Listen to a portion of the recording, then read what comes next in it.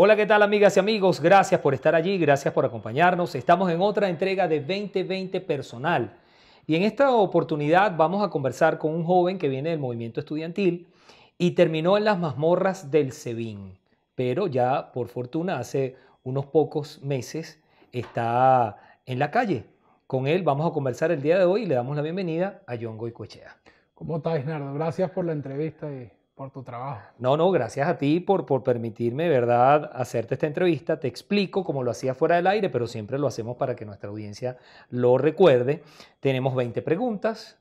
Esas 20 preguntas fueron hechas por mí. Una de esas preguntas es de la audiencia. Yo cuando voy a entrevistar a alguien, coloco en mi cuenta personal de Twitter a quién voy a entrevistar y allí la gente deja sus sugerencias o muchas otras cosas. Pero bueno, yo filtro, escojo una pregunta y esa pregunta la incorporo entre las 20. Yo no repregunto, un asunto un poco complicado para el periodista, o sea, yo pregunto, espero que tú respondas y luego pasamos a la siguiente pregunta. Lo que también hacemos es que le pedimos a nuestros entrevistados que juren sobre la Constitución, que van a responder con la verdad a estas 20 preguntas. Entonces, por acá tengo la Constitución. ¿Juras responder con la verdad a estas 20 preguntas que te voy a hacer? Lo juro. Si así lo haces, que nuestra audiencia te lo premie y si no, pues que te lo reclame. Vamos a iniciar entonces. Primera pregunta. ¿Qué te pidió el gobierno a cambio de sacarte del SEBIN? Bueno, no fue así de simple. El gobierno es mucho más sutil y más perverso también que eso, ¿no? Mi proceso fue un proceso de negociación con España y con diferentes países muy largo. Lo primero que me pidieron fue irme del país, a lo cual no accedimos. Y lo segundo fue más un proceso de convicción de que no iba a ser terrorista y que no iba a montar bombas y que no iba a montar, lo cual para mí era muy fácil porque yo no lo hago, pero para el gobierno no fue fácil de comprenderlo, ¿no? Nosotros tuvimos meses, ¿no? Meses, un proceso muy duro, desgastante, que también se lo han repetido a otros excarcelados, eh, y que no se lo deseo yo a nadie, pero que ahora lo están viviendo paradójicamente el propio gobierno, ¿no? Ahora los que se están metiendo presos entre ellos. Entonces no hay una situación en la cual ellos te preguntan, mira, tú me das esto y yo te doy aquello otro. No funciona así, es más bien una situación en donde te van presionando al extremo, ¿no? A través de las condiciones penitenciarias, y donde también la presión los lleva a ellos a la necesidad de soltarte, ¿no? Ellos no te sueltan por buenos, ni porque te sueltan porque te tienen que soltar, ¿no? Eh, lo que sí hubo fue un proceso en el cual yo me comprometí a no ser terrorista, lo cual, digamos, y a no montar guarimbas y a no montar no sé qué, cosa que de todas formas era un montaje, ¿no? O sea, si yo nunca he tenido en mi posesión ni en ninguna, ni ahora ni hace 10 años, ni siquiera de estudiantes, he tenido una bomba molotov, he tenido unos miguelitos, jamás en mi vida he hecho eso, por el contrario, he defendido siempre con transparencia cuál es mi punto de vista y mis diferencias con este gobierno, que son muchas y de las más profundas que se pueden tener, las he dicho en público y las seguiré diciendo en público mientras Dios me dé aliento. En una oportunidad subiste una foto durante un día de playa y casi te linchan en las redes. ¿Eso te pareció injusto? No es verdad. Recibí muchísimas. Si tú te metes en mi Instagram o te metes en mi Twitter, recibí muchísimo más likes que críticas. Creo que esa foto que tú mencionas recibió algo como 5.000 likes en mi Instagram, por ejemplo, y habrá recibido 150 comentarios. Entonces, las redes son tóxicas. Son tóxicas porque, bueno, y además el contexto en el que subí la foto de playa, la subí porque había estado más de un año preso y era el primer día de playa que tenía con mis hijos, ¿no? Por supuesto, es totalmente injusto, tóxico, irracional, como suelen ser las redes sociales en esta coyuntura en Venezuela, que yo creo francamente que hacen más daño de lo que están contribuyendo. La oposición, nada que reconecta con la gente. ¿Por qué crees que está pasando eso? Yo creo que por una inversión de prioridades, y ahí sí hay que hacer una autocrítica. Esto es un país en donde la gran mayoría, el 86% hoy, tiene dificultades para comer. 6 de cada 10 venezolanos se van a acostar sin darle de cenar a sus hijos o sin cenar ellos mismos. Hasta que nosotros no invirtamos nuestro mensaje en esa prioridad, no vamos a conectar. Mientras hablemos de la crisis político-institucional, del tema estrictamente vinculado a las instituciones, a la falta de división de poderes, que son temas muy importantes y que son el origen del problema, mientras sigamos allí enfocados y no enfocados en la tragedia social, no va a haber conexión posible. Regresaste a Venezuela con la intención de ser alcalde mayor y terminaste preso. ¿Te Sí. arrepientes de haber vuelto? Bueno, no era la intención de ser alcalde mayor, sino libertador. O sea, en ese momento había sido Caracas, y no me arrepiento de haber vuelto en ningún caso, porque no volví para ser alcalde. Yo volví porque fui profundamente infeliz fuera de Venezuela, porque mi vocación es absolutamente hacer política en Venezuela y porque entiendo claramente que si quiero dedicar los próximos 40 años a liderar la transformación del país, tengo que cargar esta cruz con los venezolanos y estoy aquí cargándola. No puedo decir que con gusto, porque nadie pasa por una situación como la que hemos pasado con gusto, pero sí con orgullo. Estoy orgulloso de estar aquí junto a los venezolanos y mientras Dios me dé vida, aquí me va a quedar. Voluntad Popular no estuvo en este encuentro de dirigentes opositores que tanta roncha ha levantado. ¿No los invitaron o no quisieron aparecer en esa foto? No, Voluntad Popular siempre quiere aparecer en cualquier foto que sea para construir una ruta hacia la democracia de Venezuela en unidad. Voluntad Popular ha hecho enormes esfuerzos, por ejemplo, el Frente Amplio y el rol que hemos tenido para la construcción de ese frente. Pero más allá del frente también intercambiando y siempre teniendo comunicación abierta, incluso con los factores que no han querido incorporarse. Por ejemplo, con María Corina Machado, a la que tenemos tremendo respeto y estima. Voluntad Popular, sin embargo, lo que sí entiende es que la unidad tiene que ser de propósito. O sea, lo primero que hay que construir para tener unidad es un objetivo claro. No es unidad orgánica para estar juntos en una mesa, es unidad para la democracia. Y mientras haya eso, Voluntad Popular va a estar. ¿Qué es lo mejor y lo peor de estar casado? Ah, bueno. Yo tengo casado ya 10 años casi. Lo mejor de estar casado es que la vida con sus altos y sus bajos los compartes con alguien a quien amas. Yo me casé, pero full enamorado. Yo tenía 23 años y me casé, quizás lo veo ahora y me hubiese casado después, pero me casé muy enamorado y así estoy todavía. Lo peor es que evidentemente los sacrificios que uno hace por la vocación se los impones a los demás. Es decir, yo tengo una vocación política y la he pagado carísimo, pero la ha pagado también mi esposa. Y esa sensación de responsabilidad, de culpa, esa falta de libertad, ¿no? De poder cubrir, de poder cargar tú tu propia cruz, yo creo que es lo más limitante de estar casado, en mi caso en particular. Sé que ya lo aclaraste, pero todavía muchos preguntan qué hiciste con los 500.000 Ah, dólares que ganaste con el premio Milton Friedman por la libertad en 2008. Te doy una nueva oportunidad de decirlo. todos pueden revisar, porque es una de las cosas que me siento muy orgulloso. Hoy tiene más de 10 años como programa. Pueden revisar en la página web de Futuro Presente el Lidera, que es el programa que se creó en esa oportunidad y que después siguió después de mí, porque yo entregué la presidencia de la fundación hace muchos años y el programa continuó. Hoy podemos decir con total firmeza que es el programa de formación de líderes más importante del país, el que se ha sostenido en el tiempo a pesar de las dificultades, y de ese programa han salido por lo menos 10 diputados de la Asamblea Nacional, alcaldes, líderes empresariales, líderes sociales, por lo cual estoy muy contento de haber podido contribuir y bueno, sigo contribuyendo ya desde otra perspectiva porque ya la fundación la llevan otros actores menos políticos que yo después de ahí pues me metí en la vida partidista y ya no era compatible con la fundación. ¿Qué duele más, la prisión o los ataques de los propios opositores? La prisión, sin duda alguna, la prisión es real, los ataques son mezquindad.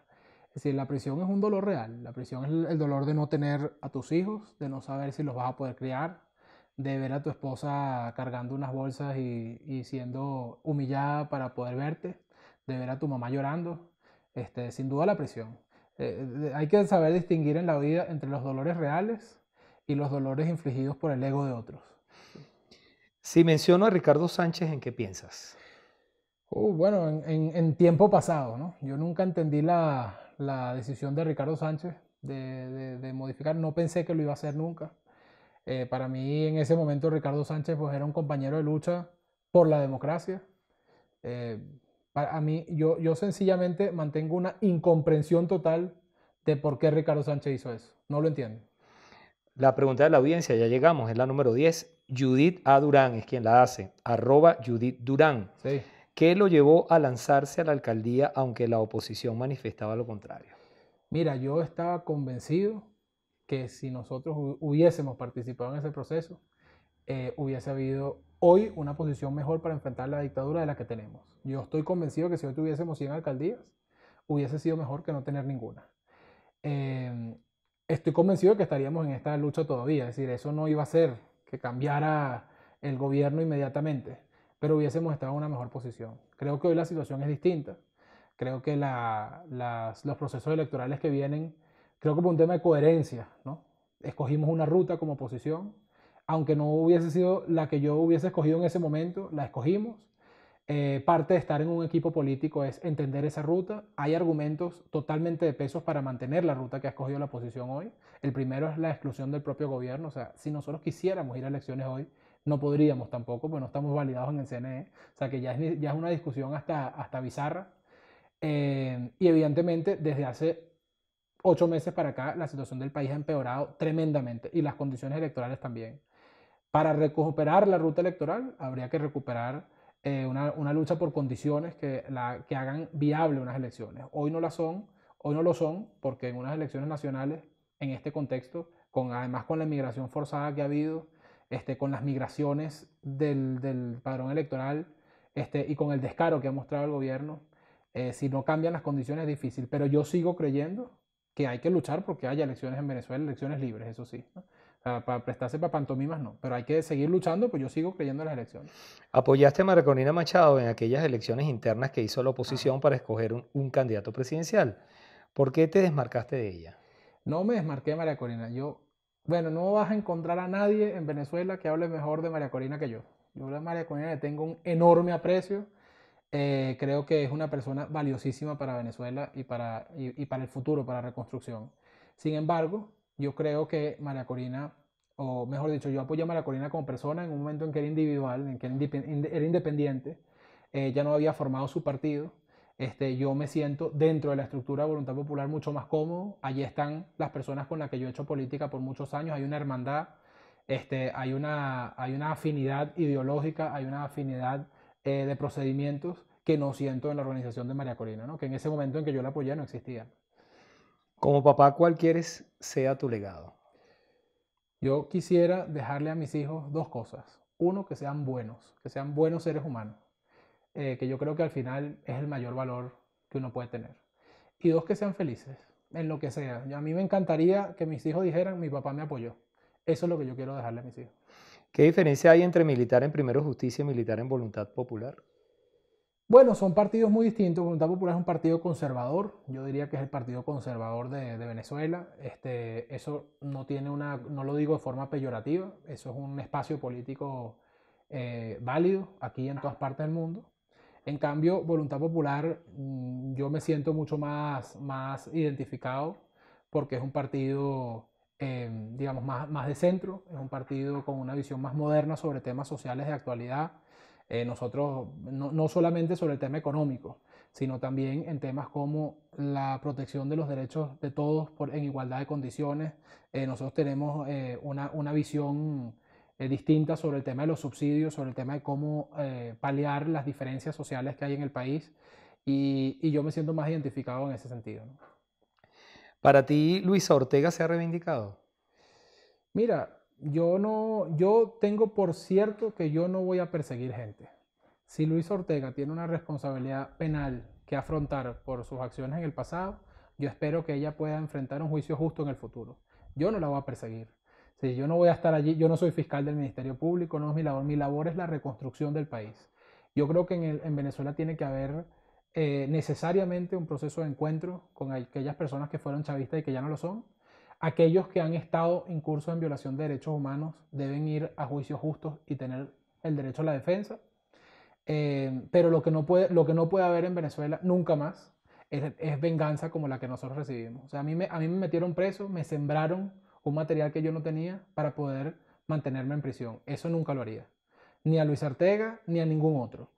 Pueden tener la certeza los chavistas de que justicia sí creo que debe haber, porque la impunidad implicaría que esto vuelva a pasar, pero persecución jamás. No puede haber eso. Tú solo has dicho que presenciaste cómo torturaban a otros. Sí. ¿A ti no te aplicaron esas horrendas torturas, quise decir, que han contado muchos presos políticos o es que prefieres no hablar de eso? A mí no me torturaron. Yo no, yo, mira, para uno poder tener moral, en denunciar lo que sí se hizo. A mí me tuvieron 1 año preso con una boleta de excarcelación, por ejemplo, ¿no? Eso es una violación a todos los derechos procesales de cualquier ciudadano. Y yo lo puedo denunciar con moral porque eso fue verdad. Lo que yo he denunciado es la verdad. A mí se me violaron mis derechos humanos con una detención arbitraria. Ahora, si yo dijera que a mí me torturaron, estaría perdiendo la razón para poder denunciar lo que fue verdad. A mí no me torturaron. Lo que no significa que no haya tortura, sí las hay, ¿no? Y hay un montón de testigos que hoy, algunos de ellos incluso están excarcelados, que la sufrieron. Pero bueno, no fue mi caso en particular. ¿Qué fue lo primero que hiciste cuando saliste del SEBIN? Ir para casa de mi mamá y estar con mi familia. Me tomé 3 días solo con mi familia sin atender a nadie y estar con mis hijos, con mi mamá. Bueno, mis hijos llegaron después, mis hijos llegaron un mes después, pero estuve con mi esposa, que sí estaba aquí, estuve con mi mamá, estuve con mi abuela. Sin duda alguna de la cárcel, el trago más amargo es el que pasa uno por la familia, por la ausencia de la familia. Dime el nombre de ese político de quien sientes que puedes aprender mucho y de ese de quien crees que no aprenderías nada. ¿Pero actuales o de la historia? Lo que viene a la mente es lo primero que uno sabe. Bueno, es que lo primero que me viene a la mente es Winston Churchill porque lo estoy leyendo ahorita.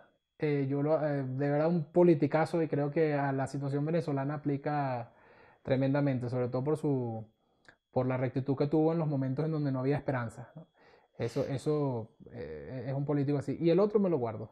El otro no te lo respondo porque no puedo mentir. Entonces, ¿para qué voy a hablar? La, ma- Me lo guardo. la mayoría de quienes han salido con medidas sustitutivas no pueden declarar a los medios. ¿Por qué tú sí puedes hacerlo? Bueno, porque yo salí en un proceso electoral, es decir, allí yo pude ser candidato afortunadamente. En el caso mío no me pueden poner, yo no tuve ni acusación fiscal.